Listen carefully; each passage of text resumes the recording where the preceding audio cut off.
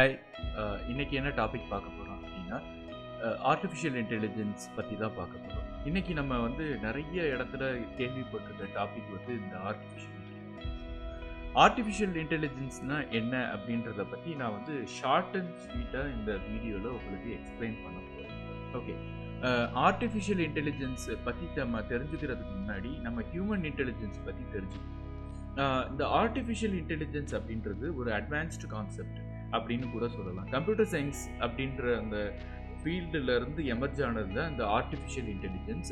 ஆனால் நிறைய ஃபீல்டு இதுக்கு கான்ட்ரிபியூஷனாக இருந்தாலும் கம்ப்யூட்டர் சயின்ஸ் தான் மேஜர் ஃபீல்டு இந்த ஆர்டிஃபிஷியல் இன்டெலிஜென்ஸ் கான்செப்ட் வந்ததுக்கு. இது இப்போ இருக்கிற ரொம்ப புது ஃபீல்டு அப்படின்னு நம்ம எல்லோரும் நினச்சிட்டு இருக்கோம். அப்படி கிடையாது, இது ரொம்ப பழைய ஃபீல்டு தான். ஆனால் இப்போ பல பரிணாமங்களை இந்த ஆர்டிஃபிஷியல் இன்டெலிஜென்ஸ் எடுத்துகிட்டு இருக்கு.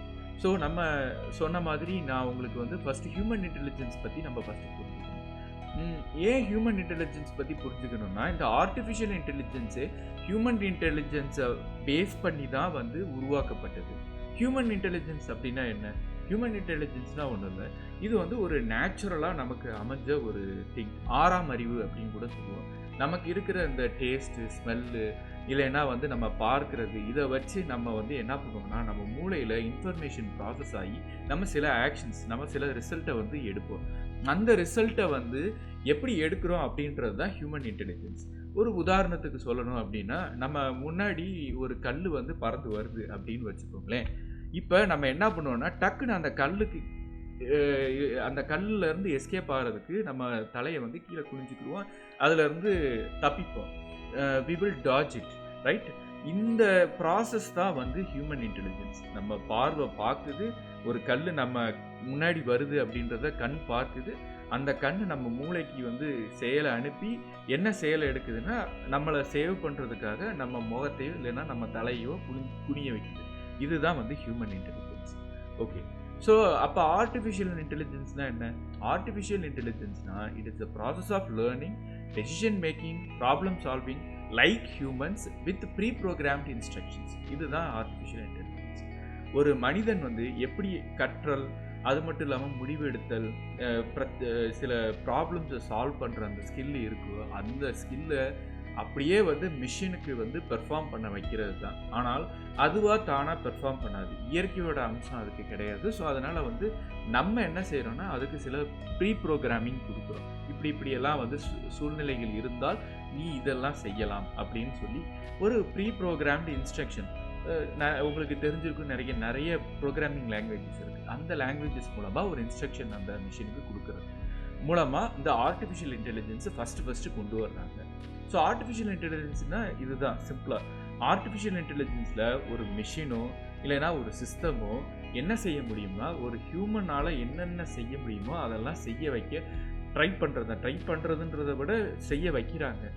ஒரு உதாரணத்துக்கு விஷுவல் பெர்செப்ஷன், பார்வை திறன், அது மட்டும் இல்லாமல் ஸ்பீச் ரெக்கக்னிஷன், குரல் வளத்தை கண்டுபிடித்தல், அப்புறம் முடிவெடுத்தல், இந்த மாதிரி ஏகப்பட்ட விஷயத்தை செய்ய வைக்கிறது தான் ஆர்டிஃபிஷியல் இன்டெலிஜென்ஸ். ஆர்டிஃபிஷியல் இன்டெலிஜென்ஸ்னால் செயற்கை நுண்ணறிவு அப்படின்னு சொல்லுவோம் இல்லையா?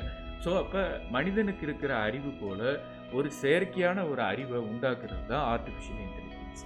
இந்த ஆர்டிஃபிஷியல் இன்டெலிஜென்ஸ்ன்ற கான்செப்ட் நிறைய இடத்துல யூஸ் பண்ணுவோம். இது ஒரு கான்செப்டோ இல்லை ஒரு இதோ கிடையாது. ஒரு உதாரணத்துக்கு நம்ம எல்லாம் நினச்சிருப்போம், ஒரு மிஷினோ ரோபோவோ அப்படின்னு நினச்சிருப்போம். அப்படி இருக்கிற அந்த ரோபோ மட்டும் ஆர்டிஃபிஷியல் இன்டெலிஜென்ஸ் கிடையாது. ஃபேக்ட்ரியில் ஓடுற மிஷின்ஸ் முதற்கொண்டு நம்ம வீட்டில் யூஸ் பண்ணுற ஏர் கண்டிஷனர் எல்லாத்துலேயுமே இந்த ஆர்டிஃபிஷியல் இன்டெலிஜென்ஸ் வர ஆரம்பிச்சு. ஒரு உதாரணத்துக்கு நம்ம ஒரு ரூமில் ஏசி இருக்குது. அந்த ஏசி இருக்கிற ரூமில் ஆள் யாருமே இல்லை அப்படின்னா ஆட்டோமேட்டிக்காக அந்த ஏர் கண்டிஷனரில் ஒரு சின்ன சிப் மாதிரி இருக்கும். அது டிடெக்ட் பண்ணி ஆள் இல்லை அப்படின்னா ஆட்டோமேட்டிக்காக ஆஃப் பண்ணிடும் அந்த ஏசியை. ஸோ இப்படி எடுக்கிற டெசிஷன் ஆட்டோமேட்டிக்காக அதுவே ஒரு முடிவை எடுக்குது இல்லையா அந்த மிஷின், அது பேர் தான் ஆர்டிஃபிஷியல் இன்டெலிஜென்ஸ். ஸோ ஓரளவுக்கு உங்களுக்கு இந்த கான்செப்ட் புரிஞ்சிருக்குன்னு நினைக்கிறேன். ஏன்னா ஆர்டிஃபிஷியல் இன்டெலிஜென்ஸ்ன்றது ஒரு கடல் மாதிரி. ஆனால் நான் உங்களுக்கு சிம்பிளிஃபைடாக சொல்ல ட்ரை பண்ணியிருக்கேன். ஸோ இதில் மெஷின் லேர்னிங் அப்படின்றது தான், அதாவது இந்த மெஷின் கற்றல் அப்படின்றது தான் நுண்ணறிவுக்கான, அதாவது செயற்கை நுண்ணறிவுக்கான முதல் ஸ்டெப்பு. ஸோ ஒரு உதாரணத்துக்கு எப்படி ஒரு மனிதன் வந்து ஒரு கல் வரும்போது அதை அவாய்ட் பண்ண முடியுமோ அதே ப்ராசஸை அதே சிம்பிளான இந்த உதாரணத்தில் சொல்கிறேன் அதே ஸ்டெப்பை ஒரு மிஷினால் பண்ண முடியும். அதால் அதை வந்து தன்னை பாதுகாத்துக்க முடியும். இதை செய்கிறது தான் ஆர்டிஃபிஷியல் இன்டெலிஜென்ஸ். ஓகே, ஸோ அப்போ மெஷின் லேர்னிங் அப்படின்னா என்ன? மெஷின் லேர்னிங்னா ஒன்றும் இல்லை.